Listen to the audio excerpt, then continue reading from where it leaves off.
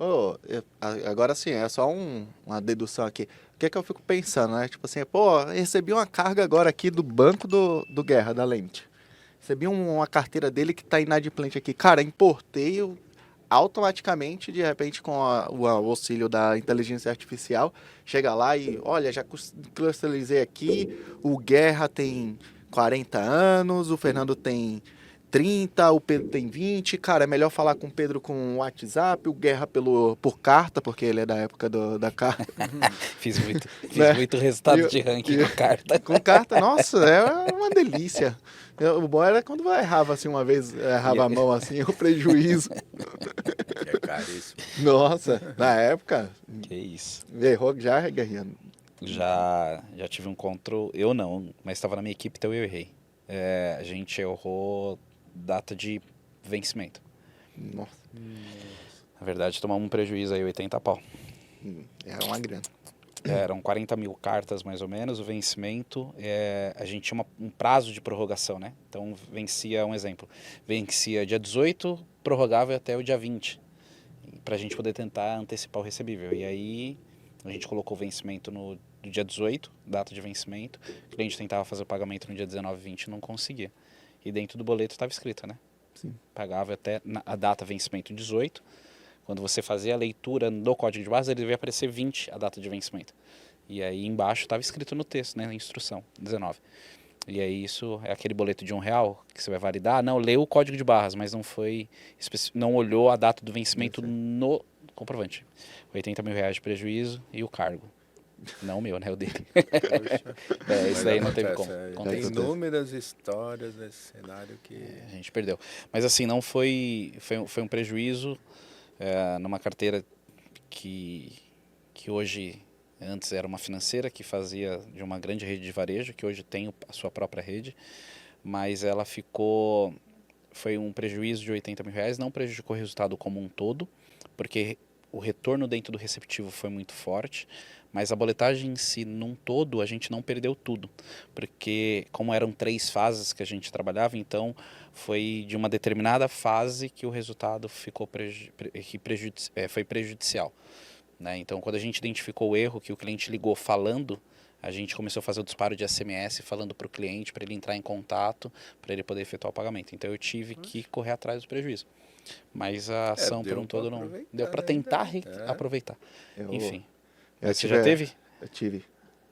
Lá trabalhava na Marinha Assessoria, e lá a gente imprimia a carta lá mesmo e a gente mesmo colava. Enquanto o operador tava ali, Ocioso, né? ansioso, vamos colar a carta. Haja tubo de cola, Ah, envelope. era, tipo, cara, mas era que a gente pegava lá e aí ganhava uns selos, né? E aí o cara que dava o selo, tipo, o carteiro vai passar aí pra pegar, pra levar e tal, levar pro centro de distribuição. E aí um dia eu peguei e resolvi, tava desconfiado que não tava tendo pagamento.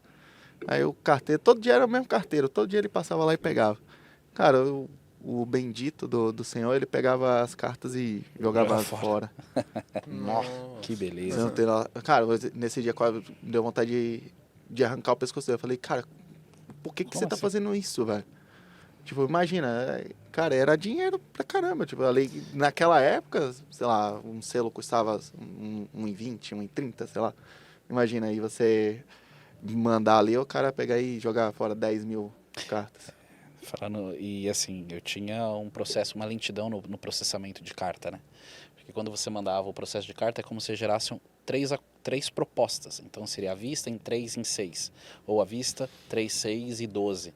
Então, esse trabalho, primeiro que tinha que rodar no servidor de produção, não poderia ser dentro do horário, senão eu parava a operação. Então tinha que ser fora do horário e, de verdade, acompanhamento full na madrugada para poder saber se estava processando, se não deu erro, se deu erro para dar continuidade. E assim, sofri bastante.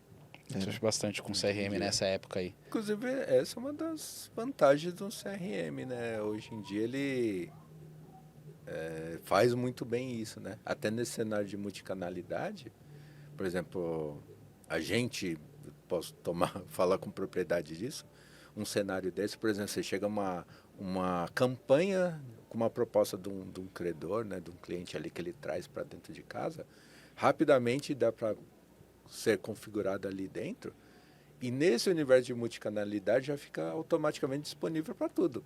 Então aquele cenário, por exemplo, ele já pode disparar uma mala direta, ele já pode mandar, por exemplo, um e-mail, um WhatsApp com as propostas para a pessoa, já pode subir para um portal de negociação e automaticamente aparecer na tela dos operadores que estão fazendo a campanha do humano. Então é muito rápido. Então isso a gente consegue ter uma versatilidade nesse tipo de coisa. Esse cenário que você até citou era bem corriqueiro mesmo. A gente conseguiu quebrar, né, esse tipo de situação para que ele suba, né?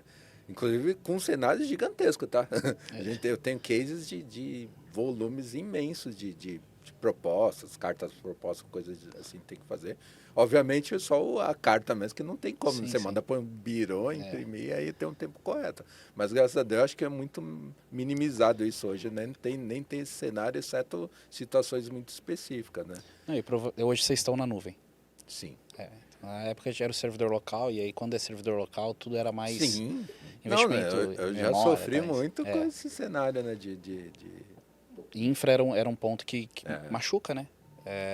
Investimento em infra física é caro, principalmente para o SCOB.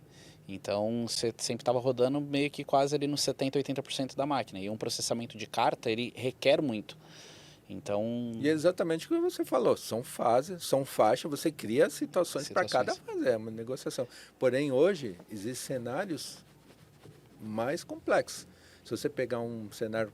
Hoje, muitos credores, eles disponibilizam as regras online, numa API online, alguma coisa assim. Como que você faz uma ação massiva de uma proposta, uma carta proposta dentro daquele cenário?